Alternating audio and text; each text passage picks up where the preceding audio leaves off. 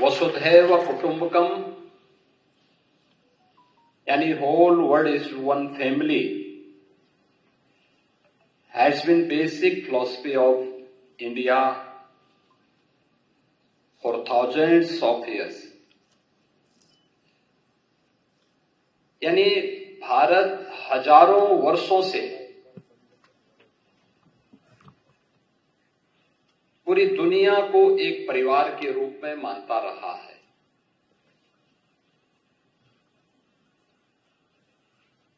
यह भारत की न केवल एक भावना रही है बल्कि दुनिया का कोई मत, मजहब या संप्रदाय नहीं जिसे उसके संकट के समय में भारत ने शरण न दी हो, भारत ने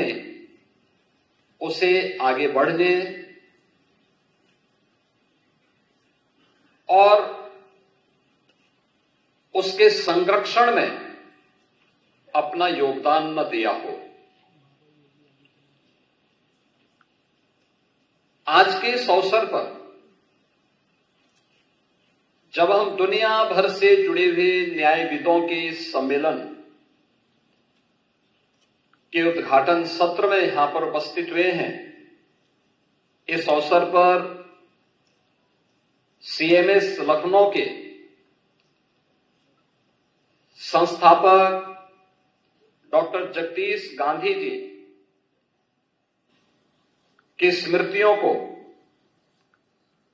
नमन करता हूं, उन्हें विनम्र श्रद्धांजलि अर्पित करता हूं, जिन्होंने global unity, peace and justice के लिए international conference of chief justices का पिछले एक लंबे समय से इस कार्यक्रम का शुभारंभ यहां पर किया और एक दूसरे को समझने और उसके माध्यम से एक नया संदेश देने का प्रयास किया था। हमें इस बारे में यह बात कभी विस्मृत नहीं करनी चाहिए कि दुनिया की वास्तव में समस्या क्या है और कहीं न कहीं हम जब इसकी तह में जाते हैं तो हमें लगता है कि डायलॉग एक दूसरे के बीच में नहीं है या किन्हीं कारणों से स्वयं के वर्चस्व को स्थापित करने के लिए डायलॉग को बाधित किया गया। यह कॉन्फ्रेंस अपने आप में डायलॉग का एक माध्यम है। दुनिया के न्यायविदों के माध्यम से दुनिया की मानवता के लिए, उन लोगों के लिए जिन लोगों ने अपना स्वयं का वर्चस्व स्थापित करने के लिए दुनिया में अशांति और अराजकता का सा वातावरण पैदा करने का प्रयास किया है। आज जब हम सीएमएस के इस प्रतिष्ठित प्रांगण में इस मुद्दे पर विचार करने के लिए एकत्र हुए हैं, हमें यूएन की उस घोषणा को भी स्मरण करना होगा जिन्होंने सस्टेनेबल डेवलपमेंट गोल्स के बारे में दुनिया के राष्ट्रों से आह्वान किया था। सस्टेनेबल डेवलपमेंट गोल्स शिक्षा को लेके, स्वास्थ्य, दुनिया के अंदर कृषि और जल संसाधन के मुद्दे को लेकर, एम्प्लॉयमेंट एंड स्किल डेवलपमेंट के साथ साथ पर्यावरण और वन संपदा की रक्षा करने के जिन 16 गोल्स को लेकर के यूएन ने दुनिया के देशों के सामने एक लक्ष्य रखा था, याद करना उसमें शिक्षा सबसे महत्वपूर्ण है। दुनिया के अंदर जब हम शिक्षा की बात करते हैं तो 2.5 अरब बच्चों के लिए, यानी 250 करोड़ से अधिक बच्चों के लिए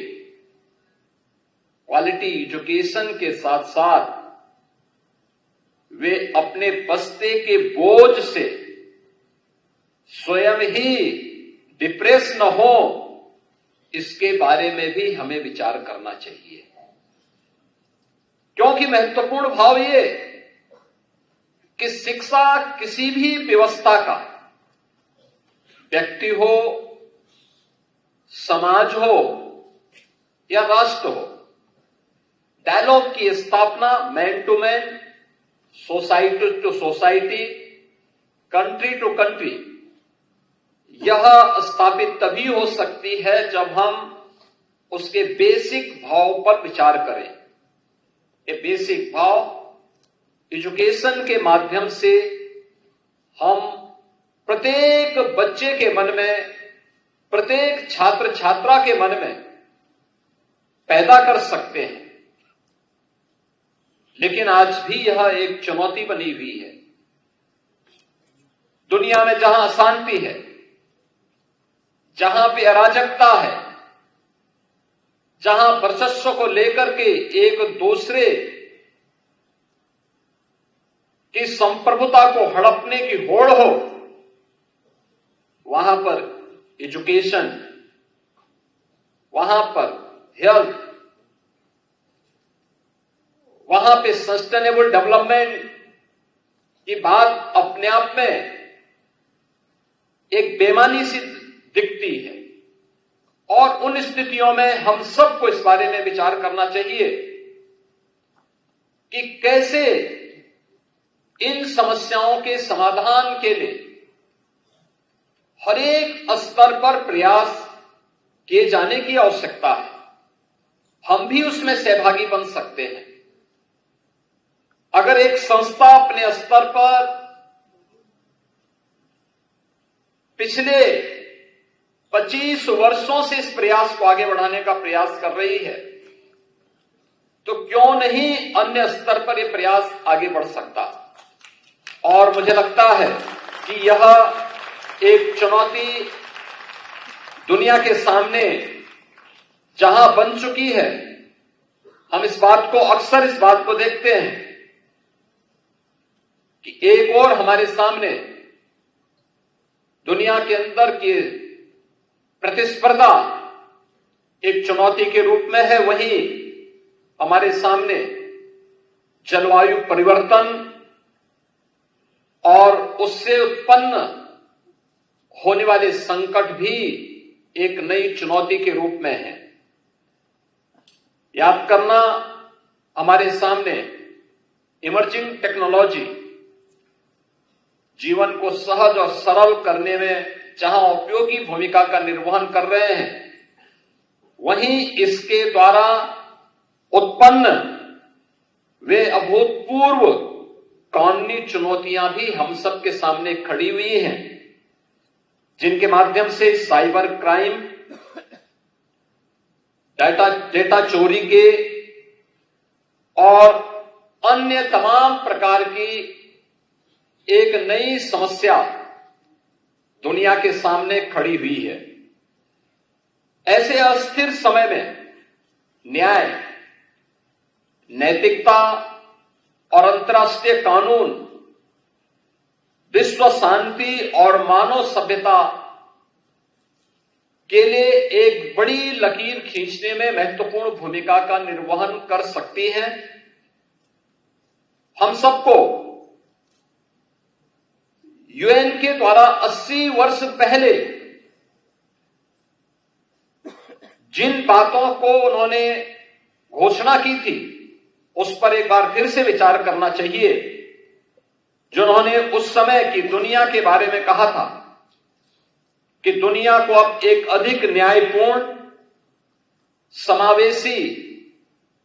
और जवाबदेह वैश्विक प्रणाली की आवश्यकता है और 80 वर्ष पूर्व किए गई इस घोषणा की सार्थकता आज भी उसी रूप में बनी हुई है। आज हमारी आवश्यकता है कि हम केवल उन पुरानी बातों तक सीमित न रहें, बल्कि आज की उन ज्वलंत समस्याओं के बारे में भी हमें विचार करते हुए जलवायु परिवर्तन, साइबर सुरक्षा, स्वास्थ्य के संकट, वैश्विक आतंकवाद जैसे मुद्दों पर भी मुखर होकर के यूएन जैसे प्लेटफॉर्म का बेहतर उपयोग करना चाहिए। एक ऐसे व्यवहारिक और उद्देश्यप्रद गठबंधन को जो और भी प्रभावी हो सके, इसे आगे बढ़ाने की आवश्यकता है। इसके बारे में हमें भारत की उस प्राचीन व्यवस्था पर विचार जरूर करना चाहिए जहां पर हमने इस पूरी व्यवस्था को 5 अवयव पर आधारित मान करके पृथ्वी, जल, तेज, वायु और आकाश, इन सब की उपासना को इसका आधार मान करके भारत की परंपरा ने सदैव इसे अपने जीवन का हिस्सा मान करके इनकी पवित्रता को, इनकी सुरक्षा को और इनके संरक्षण को सदैव प्राथमिकता दी। और दुनिया के लिए वर्तमान में जलवायु परिवर्तन की चुनौती हो या फिर इसके माध्यम से उत्पन्न उन वैश्विक संकट के समाधान का रास्ता भारत की उस सोच के माध्यम से समाधान का एक रास्ता निकाल सकती है। हमने इस युग की सबसे बड़ी महामारी कोविड महामारी को दुनिया ने झेला है।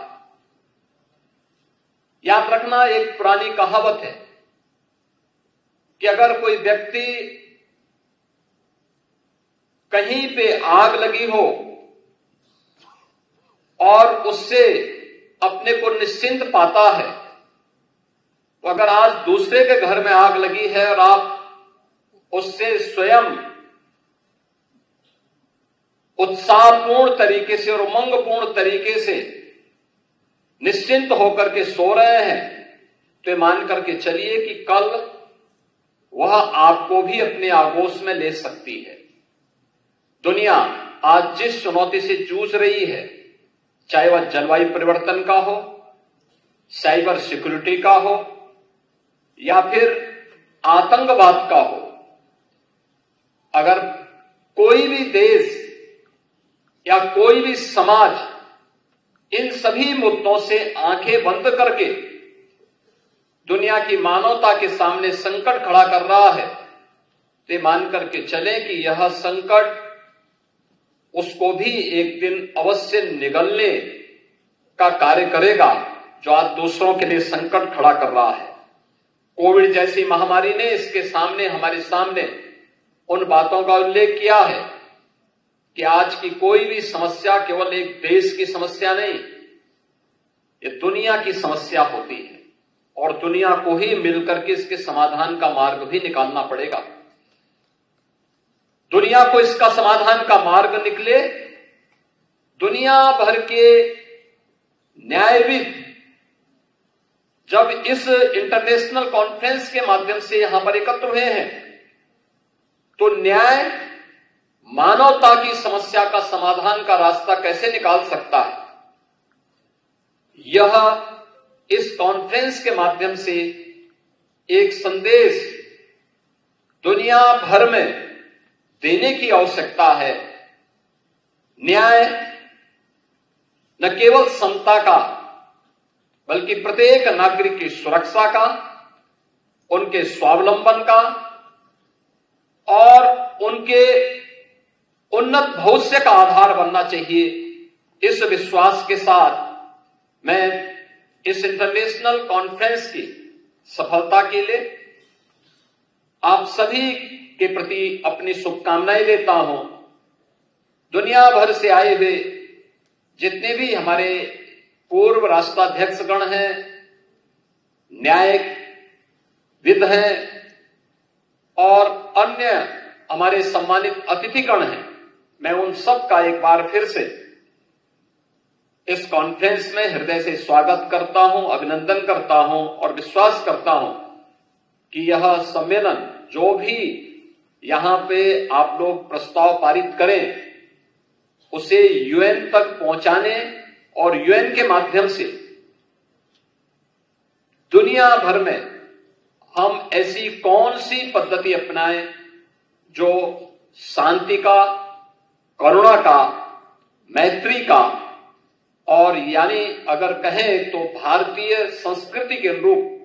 वसुधैव कुटुंबकम के इस भाव को फिर से पूरी दुनिया में मूर्त रूप से